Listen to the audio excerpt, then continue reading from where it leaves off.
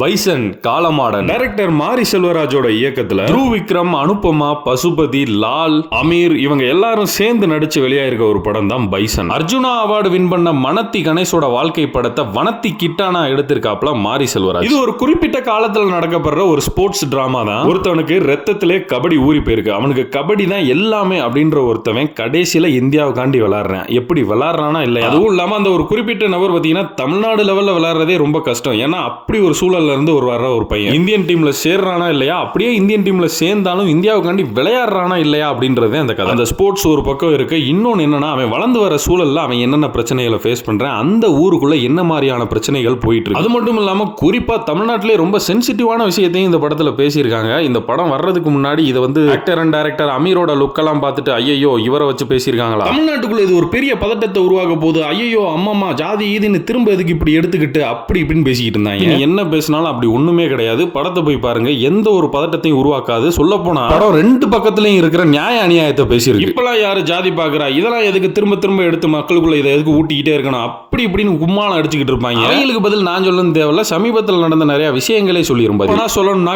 காரணமே இல்லாம மாரி செல்வராஜை பிடிக்காதுன்றக்காண்டி அவரோட படைப்பை பூரா தப்பா சொல்றவனுக்கு இந்த படம் பிடிக்கும். எல்லாத்தையும் பேசிட்டு முக்கியமான விஷயத்தை மறந்துட்டேன். அந்த படத்தில் நடிச்சவங்க பசுபதி, த்ரூ விக்ரம், லால், அமீர், அது மட்டும் இல்லாம அந்த படத்தில் நடிச்ச எல்லா ஆக்டரும், அதாவது எல்லா வேஷத்துல சும்மா ஒரு சீனுக்கு வந்துட்டு போறவங்களா இருக்கட்டும், எல்லாருமே அந்த படத்துல நடிச்சிருக்காங்களா இல்ல வாழ்ந்திருக்காங்க. முக்கியமா மியூசிக் நிவாஸ் மிரட்டி விட்டீங்க. இந்த படம் ஒரு கதம்பம் மாதிரி தான். அந்த கதம்பத்தை ஒழுங்கா கட்டி வச்சிருக்காப்ல மாரி செல்வராஜ். கண்டிப்பா பைசன் அப்படின்ற இந்த படத்துக்கு அப்புறம் மாரி செல்வராஜோட படைப்புகளுக்கு இன்னும் வேல்யூ கூட. அரியரும் பெருமாளுக்கு எப்படி ஒரு வரவேற்பு இருந்துச்சோ அதே வரவேற்பு இந்த படத்துக்கும் இருக்கும். இந்த படத்தோட முக்கியமான கேரக்டர் மென்ஷன் பண்ண மறந்து, இந்த வனத்தி கிட்டான்ற ஒரு ஸ்போர்ட்ஸ் மேன், அந்த ஒரு கபடி பிளேயர் உருவாக காரணமா இருந்த அந்த வாத்தி, அந்த கதாபாத்திரத்தில் நடிச்ச அருவி குமார் நல்லாவே நடிச்சிருப்பா. ஓவராலா படம் எப்படி இருக்கு அப்படின்னு பார்த்தோம்னா, படத்தை தள்ளி வச்சுட்டு மாரி செல்வராஜ் மேல எனக்கு ஒரு மாற்று கருத்து. ஒரு ஜாதிய அடக்குமுறை, ஒருத்தர் மேல வரணும்ன்றத பேசுற நீங்க, அதாவது ஒரு அடித்தட்டு கீழே இருக்கிறவன மேல வரணும்னு பேசுற நீங்க, எதுக்காக அந்த கலரிசம் இன்னும் கன்சிடர் பண்ணாம இருக்கீங்கன்னு தெரியல. பரியேறும் பெருமாளுக்கு அப்புறம் இவர் எடுத்த படத்துல பூரா ஹீரோயின்ஸ்